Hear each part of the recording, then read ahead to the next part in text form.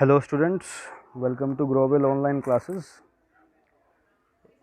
We are reading chapter number 1 in history, the French Revolution, and I believe that in the previous lecture you have gained some interest in the chapter from the introduction, and you liked the content, and you are curious to know further that what happened in France, and uh, what you will see in the chapter in the next sections.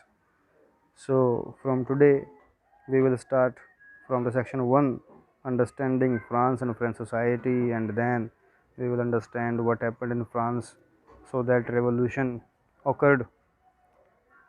So let us start from the section 1 of this chapter, that is related to French society during the late 18th century.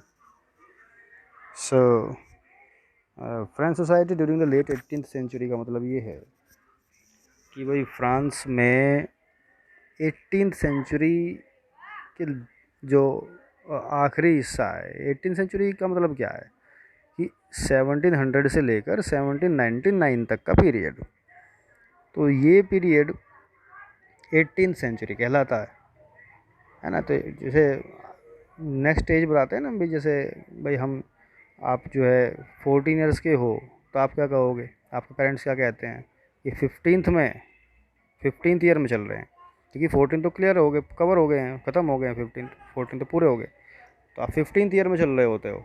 लेकिन 14 जैसे ही आप पूरे start होते हैं, 14 year की as पूरी होती है और 15 तक जब होते हो तो आप 15th ही कहते हो, 15th ईयर में चल रहे हैं। ऐसे ही सेंचुरी भी है कि भाई 17th सेंचुरी है, 18th सेंचुरी का मतलब ही क्या है कि 17 तो पूरी हो गई, 18th तक जब तक 1800 आएगा तब तक की जो सेंचुरी है वो पूरी 18th सेंचुरी ही है। सो लेट का मतलब आखिरी हिस्सा जो है 18th सेंचुरी का, उसमें क्या हुआ, उस दौरान फ्रेंच सोसाइटी का स्ट्रक्चर क्या था, ये समझने की हम सब कोशिश करेंगे। तो पहले मैं आपको फ्रेंच सोसाइटी के बारे में समझा देता हूँ। फ्रेंच सोसाइटी हर देश की अपनी एक सोसाइटी होती है, और सोसाइटी बनती है अलग अलग तरह की। जैसे सोसाइटी में बेसिकली कौन होते हैं, पीपल मतलब मेल फीमेल, फिर मेल फीमेल को कैसे क्लासीफाई करोगे, बच्चे और यंग और फिर ओल्ड। फिर उसी तरह से फिर आगे उनके ऑक्यूपेशन बेस्ड पे आप क्लासिफिकेशन करोगे, कोई फार्मर है, कोई ट्रेडर है, कोई सोल्जर है, कोई एडमिनिस्ट्रेटर है, कोई रूलर है। फिर कुछ कभी कभी क्लासिफिकेशन इसी बेसिस को लेकर आगे बढ़ जाता है कि भाई किस काम को करने से ज़्यादा पेमेंट मिलता है, किस काम को करने से कम मिलता है, सोसाइटी में ज़्यादा रेस्पेक्ट किस काम की है, कम रेस्पेक्ट किस काम की है। उसके अकॉर्डिंग फिर वो इंसान उसी कैटेगरी में आ जाता है। तो उस कैटेगरी के बेसिस पर फ्रांस में भी सोसाइटी को कैटेगराइज किया गया था। क्लासिफिकेशन को सोसाइटी के वहाँ फ्रेंच वर्ड होता है एस्टेट, तो यानी ये एक तरह से ग्रुप मान लीजिए। तो इस तरह से हिस्टोरियंस ने ये पाया कि वहाँ 3 बड़े ग्रुप थे, first estate, second estate and third estate. First estate यानी जो फर्स्ट प्रायोरिटी पर है, रिच लोग हैं, रिच के साथ साथ इन्हें स्पेशल राइट्स हैं। ये ध्यान रखना आप, मैं जो क्लासिफिकेशन बता रहा हूँ इसमें बेसिकली रिच होने के साथ साथ ये लोग स्पेशल राइट्स भी रखते हैं। राइट्स बहुत तरह के हैं, किंग से नज़दीकी है, आसानी से इनके ऑफिशियल काम हो जाते हैं, इनको टैक्स नहीं देना पड़ता, इनको कुछ मामलों में पेमेंट भी नहीं करना पड़ता, इनको गवर्नमेंट सैलरी देती रहती है। इस तरह की कुछ स्पेशल राइट्स हैं। इनके बच्चों को जॉब फिक्स होती है, पक्की होती है कि भाई ऊंचे दर्जे पे जॉब मिलेगी। इस तरह की चीज़ें फर्स्ट एस्टेट और उतनी वही लगभग उतना ही सेकंड एस्टेट के साथ भी है। बस डिफरेंस क्या है, देखो दोनों में इस चीज़ को लेकर डिफरेंस नहीं है, इस चीज़ को लेकर डिफरेंस नहीं है कि इनके पास पैसे की कमी है या कैसे, कोई डिफरेंस नहीं इनके बीच में पैसे का। और फिर डिफरेंस क्या है कि इनके काम क्या हैं। काम कैसे, जैसे क्लर्जी लिखा है ना फर्स्ट एस्टेट के नीचे, क्लर्जी का मतलब होता है जो लोग चर्च से जुड़े हुए हैं। तो ये लोग चर्च के लोग हैं। चर्च अपने आप में एक पुरानी इंस्टीट्यूशन है, रही है यूरोप में, और भगवान के नाम पर, ऊपर वाले के नाम पर फियर पैदा करके और रेस्पेक्ट भी पैदा, दोनों चीज़ें पैदा करके एक इंस्टीट्यूशन तैयार किया गया चर्च, कि भाई किंग को डिवाइनिटी पर प्रोवाइड करनी है। डिवाइनिटी मतलब कि दैवीयता, कि लोग किंग को देवताओं का वंशज माने। उसको अप्रूव कौन करे, क्लर्जी करेगा। हाँ वो कह देगा, उसकी रेस्पेक्ट है तो वो कह देगा हाँ भाई ये किंग जो है देवताओं के वंशज हैं। उस तरह से ही किंग उसके बदले में क्या दे रहा है, उसको रेस्पेक्ट दे रहा है, स्पेशल राइट्स दे रहा है। एक चर्च बना के दे दिया, उसमें लोग भी आते हैं, खुद भी जाता है। तो इनमें ये भी होते हैं जो एक होता, जैसे पहले जो था उसमें बहुत चीज़ों को बहुत बार जस्टिस करने में भी क्लर्जी का सहारा लिया जाता था। क्लर्जी को बैठाते था जस्टिस की, जज की, वो किंग की, भाई जस्टिस करने में मेरी हेल्प करो, क्या वो भगवान के हिसाब से सही है जो मैं कर रहा हूँ। तो उस तरह की बातें मैं भी इनकी हेल्प ली जाती थी। और इनको बदले में पेमेंट के फॉर्म में ज़मीनें मिलती थी। तो बहुत ज़मीनें चर्च के पास इकट्ठी हो चुकी थी यूरोप में। तो ये चूँकि ये चर्च एक बेसिक इंस्टीट्यूशन था, पहला इंस्टीट्यूशन था, तो फिर जब स्टेट्स बने तो चर्च हर जगह चला गया, सब लोग चर्च को मानते थे। तो ब्रिटेन में भी चर्च, यूरोप में, फ्रांस में भी चर्च, जर्मनी में चर्च, रोम, इटली में चर्च, और बाकी जो छोटे छोटे स्टेट्स वहाँ बने, रशिया में, सब में हर जगह चर्च। तो चर्च के लोगों को स्पेशल राइट्स मिले हुए थे कि आपको ज़मीनें मिलेंगी, ज़मीनों पर टैक्स नहीं है, आप उस पर कुछ ही उगवाओ, बो, खाओ, वट एवर यू डू। तो एक क्लर्जी हो गया, मतलब सब ठीक है। हालांकि क्लर्जी की दो कैटेगरी माननी है आप, क्लर्जी तो टॉप क्लर्जी हैं, एक लोअर क्लर्जी हैं। लोअर क्लर्जी फर्स्ट एस्टेट के लोग नहीं हैं, सिर्फ टॉप क्लर्जी ही फर्स्ट एस्टेट के लोग हैं। और जो नोबिलिटी है, ये ज़मींदारी क्लास है, ज़मींदार। होता क्या था कि किंग तो बहुत पूरे एरिया का रूलर है, पूरे एरिया का मालिक मान लीजिए, या कुछ के अलग तरीके हैं, वो मैं आपको बाद में समझाऊंगा। इतनी सी बात समझ लो कि किंग तो पूरे एरिया का मालिक हो गया, लेकिन उसने उस एरिया को कंट्रोल करने के लिए, चूँकि खुद नहीं कर सकता, उतना एडवांस सिस्टम तो उस टाइम था नहीं कि वो स्पाई कैमराज लगा दे, या फिर वेब ये ड्रोन से देख ले, या कोई एडवांस टेक्नोलॉजी का इस्तेमाल, क्योंकि वो था ही नहीं कुछ। तो उसने क्या किया था कि अपनी ही फैमिली से कुछ लोगों को, अपनी रिश्तेदारी के कुछ लोगों को,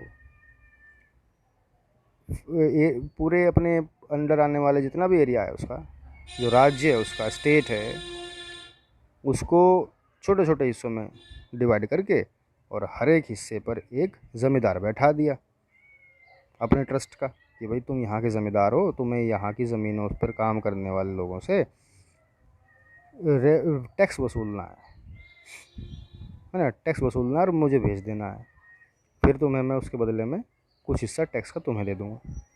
ये चलता था। तो ये नोबिलिटी हो गए थे। तो एक तरह से उस एरिया का मालिक नोबिलिटी अपने आप को मान लिया करता था कि भाई मैं इस एरिया का मैनर हूँ, मैनर मतलब ज़मींदार हूँ।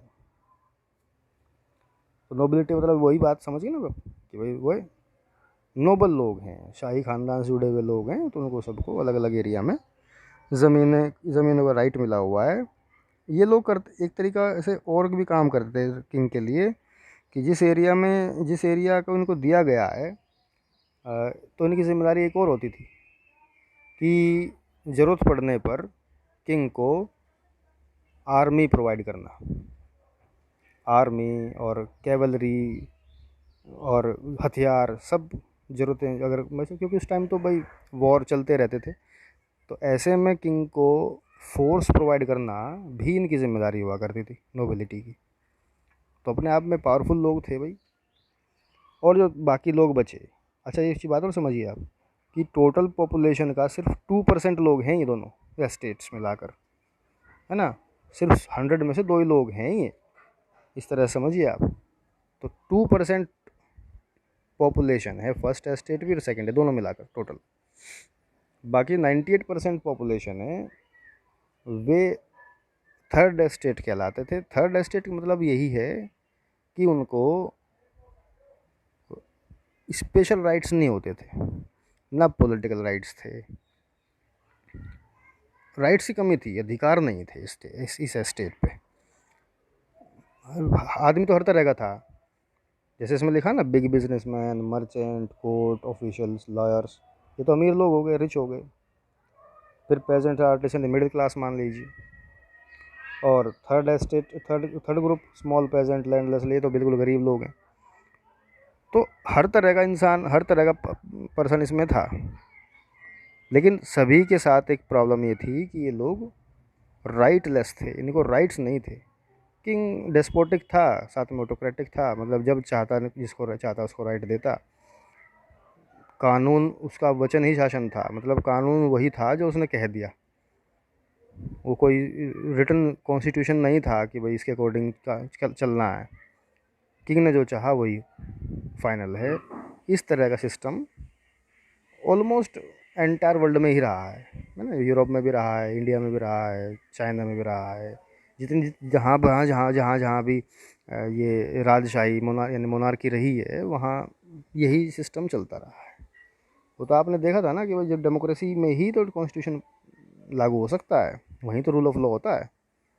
और डेमोक्रेसी थोड़ी थी ये तो मोनार्की थी। यहाँ तो मोनार्क इज़ द सुपीरियर, तो जो मोनार्क चाहेगा वही कानून बन जाएगा। तो ये सोशल स्ट्रक्चर हो गया। तो मैं समझता हूँ कि आपको बहुत अच्छी तरह से आइडिया हो गया होगा कि किस तरह से फ्रांस का सोसाइटी डिवाइडेड था। ओके, चलिए अब हम उसी चीज़ को इसी सोसाइटी में होने वाले कुछ मोनार्क की फैमिली में कुछ ऐसी चीज़ें हुई और फ्रांस में कुछ ऐसी बातें हुई जिसका असर सीधा सीधा फ्रांस पर पड़ा। जैसे एक तो 1774 में लुई को किंग बना दिया गया। अब लुई को किंग क्यों बना दिया गया, अच्छा लाइन मैं सेंटेंस पढ़ देता हूँ कि इन 1774 लुई द 16th, इसको ऐसे बोलते हैं लुई द 16th, है ना, ऑफ द बोरबो फैमिली। बोरबो मतलब ये राजवंश का नाम है, ठीक है। जैसे राम का जो फैमिली का नाम, राम था राजा राम, श्री राम, उनकी फैमिली का नाम था इक्ष्वाकु। इक्ष्वाकु वंश के थे वे। ऐसे ही जो कौरव पांडव थे कुरु वंश के लोग थे, ऐसे ही इनका वंश जो था, इनका नाम था बोरबो। बोरबो फैमिली के राजा जो था number 16, Louis the 16th ascended the throne of France. France का राजा बन गया। एसेंडेड तो थ्रोन मतलब थ्रोन पर बैठ जाना, तो राजा बन गया फ्रांस का। उम्र थी, ही वॉज 20 ईयर्स ओल्ड। कम ही उम्र तो मानिए इस चीज़ को, क्योंकि अब वो 20 ईयर्स का बैठा, मतलब कि कोई ना कोई ऐसी अर्जेंसी रही होगी कि उसको किंग बनाया गया, क्योंकि ऐसा होता नहीं है। किंग बनते बनते तो उम्रें बीत जाती हैं। जब तक फादर जी रहा है, जो किंग है, वो अपने बेटे को किंग नहीं बनाता, बल्कि वो ड्यूक बना देता है। हिंदी में बोले तो युवराज बना देता है। और युवराज तो बनते बनते ऐसे भी थे, आप देखिए क्वीन एलिजाबेथ है ब्रिटेन में, तो उसका लड़का भी 70+ हो चुका है, तो वो आज तक प्रिंस ही कहलाता है, वो किंग नहीं बना है। मुगलों में उम्र मतलब 40-40 साल होने के बाद किंग्स बने हैं सब। अकबर अकबर तो चलो छोटी उम्र में बन ही गया था, क्योंकि हुमायूं की डेथ जल्दी हो गई, लेकिन हुमायूं के बाद, अकबर के बाद शाहजहाँ, जहांगीर, शाहजहाँ, औरंगजेब, ये सब बहुत लेट किंग्स बने हैं। मतलब क्या है कि अगर कोई पर्सन जल्दी किंग बन रहा है, उसके पीछे कहीं ना कहीं रीज़न ये है कि उसके फादर की डेथ हो गई। तो समझ गए होंगे आप इस बात को। यानी इसके फादर की, लुई द 15th की डेथ बेसमय हो गई, इसीलिए इसको एक छोटी उम्र में किंग बनना पड़ा। ये इंटरेस्टेड भी नहीं था, मैं आपको बताऊं, ये किंग बनने में इंटरेस्टेड भी नहीं था, और उसको तो एक ज़बरदस्ती कि उसका काम उसके साथ कर दिया गया, इसकी शादी भी ज़बरदस्ती कर देगी। ये चाहता नहीं था शादी भी करना। ऑस्ट्रिया बराबर में पड़ता है, वहीं पे ऑस्ट्रियन प्रिंसेस थी मरी एंटवानेट। ये नाम लिखा हुआ है ना, मरी एंटवानेट ऐसे बोलते हैं उसको। तो इसकी शादी भी कर दी गई थी। तो ये सब कुछ उसके साथ 20 साल की उम्र में हो गया। अब 20 साल का लड़का है, उसको क्या पता, अब तक तो वो खेला कूदा, है ना। और अचानक से उसे कह दिया गया भाई आपसे आप किंग हो, तो उसे कुछ नहीं पता होता। वो फिर अपने मंत्रियों के भरोसे रहता है। मिनिस्टर जैसे कहता है अच्छा ठीक है ऐसा कर लो, उसको वे मंत्री चलाते हैं। फिर ही बिकम्स अ पपेट, है ना, किंग कठपुतली बन जाता है। उसे सीखने में बहुत टाइम लगता है। तो आ, हुआ क्या कि upon his accession the new king found an empty treasury.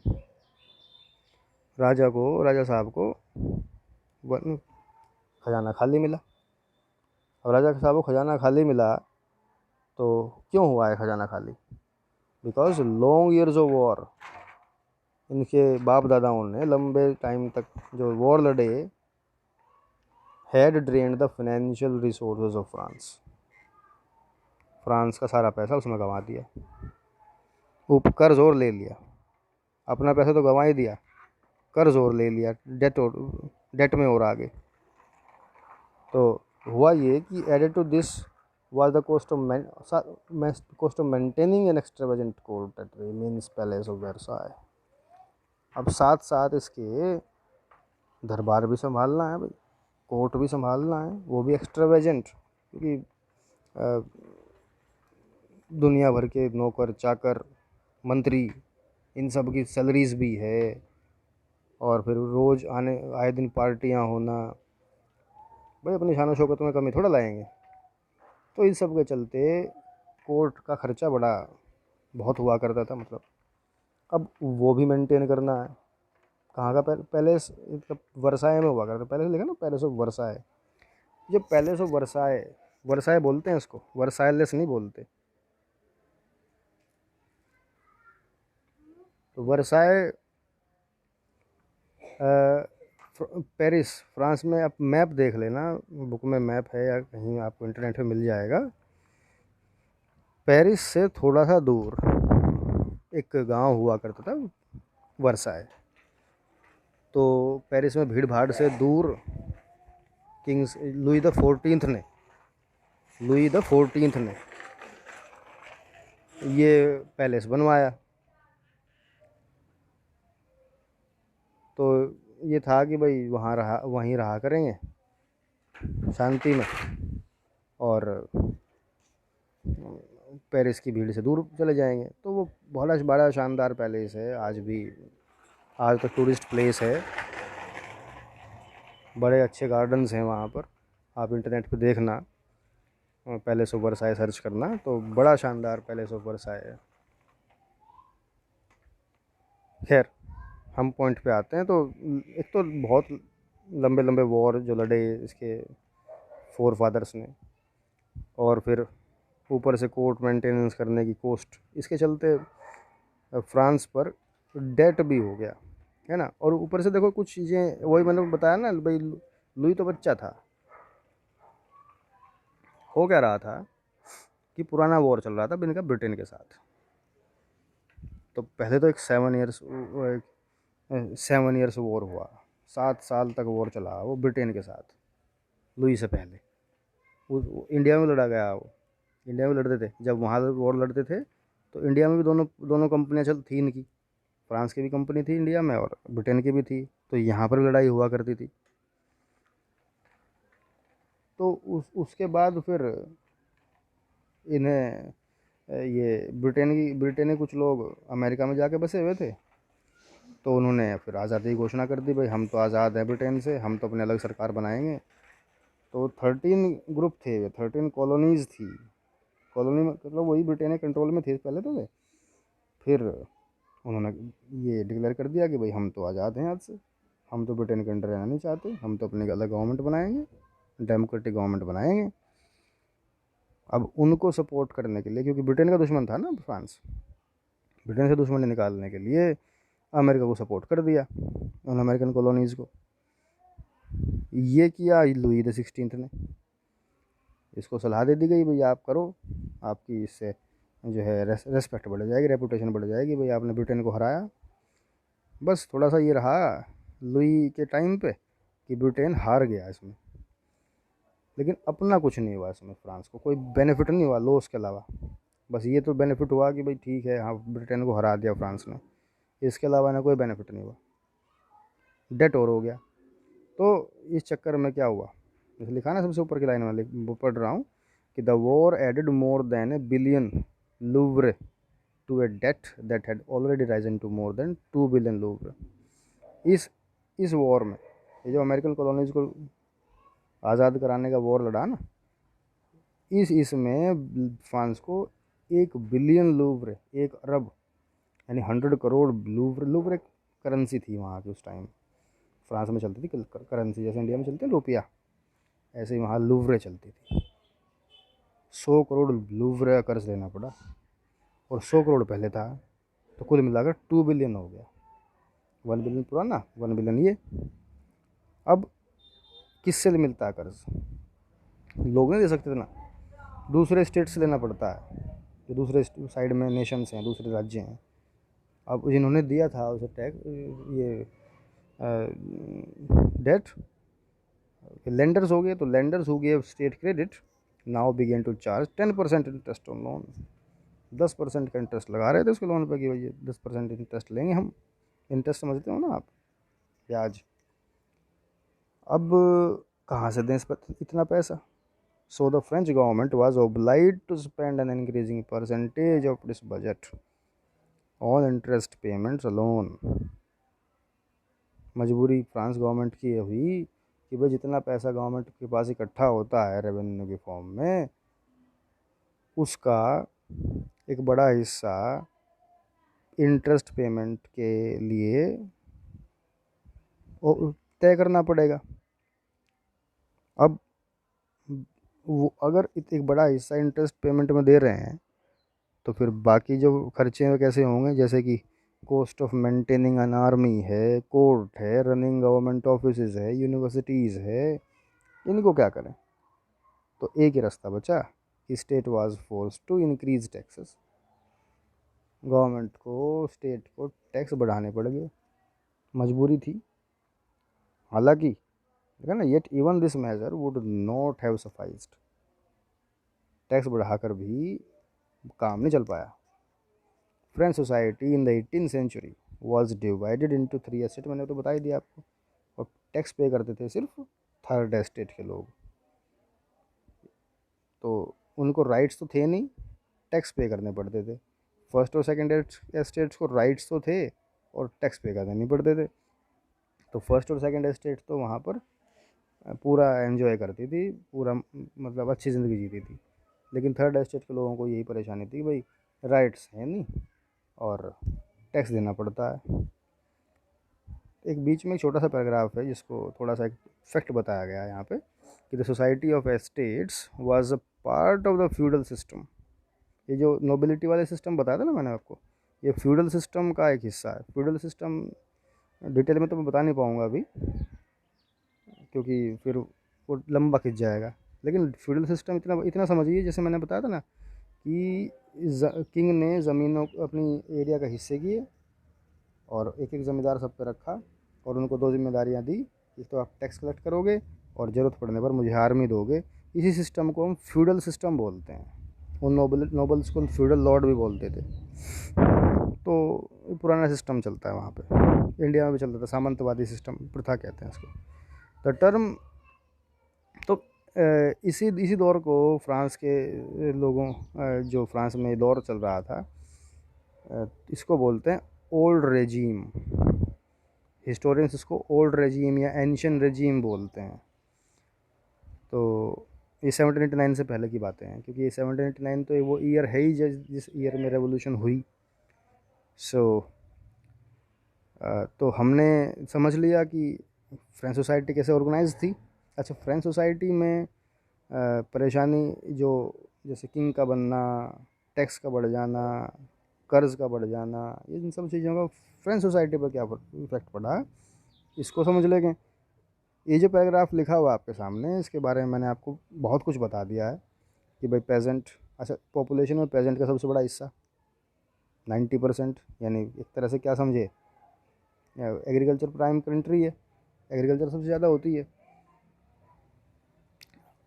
In peasants में से भी small number of them own the land, ज़मीनों के मालिक कम थे, बाकी ज़मीनें दूसरे की ज़मीनों पर खेती करते थे।